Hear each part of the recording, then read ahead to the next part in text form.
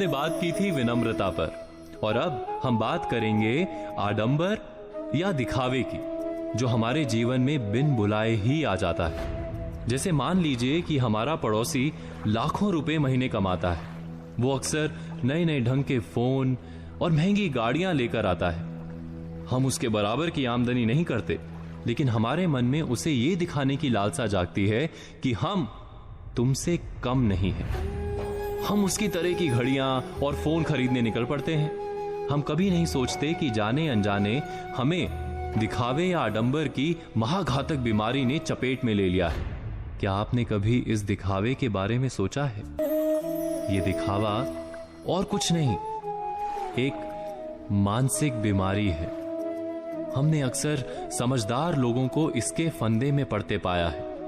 ये और कुछ नहीं करती, बस इतना ही करती है कि आपसे विवेचना और समझ की शक्ति छीन लेती है और एक ऐसी अंधी दौड़ में कूद जाने के लिए तैयार कर देती है जिसका कोई सार्थक अंत नहीं दिखता। मैं एक उदाहरण देता हूं। आपकी आमदनी लगभग 1 लाख रुपए महीने है, लेकिन आपके एक पड़ोसी की आमदनी 5 लाख रुपए महीने है और आपका पड़ोसी हर महीने लाख रुपए का दिखावटी सामान खरीदता है। हर हफ्ते महंगे होटलों में खाना खाता है।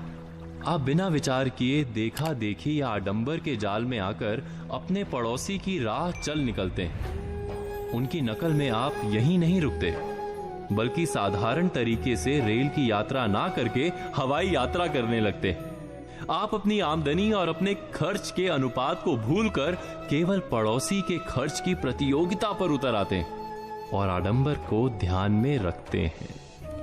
आप वैसे ही जीना चाहते हैं जैसे पड़ोसी या संबंधी जीते हैं। महीने 2 महीने या 3 महीने के बाद होने वाली आपकी उलझन का हर कोई सरलता से अंदाजा लगा सकता है।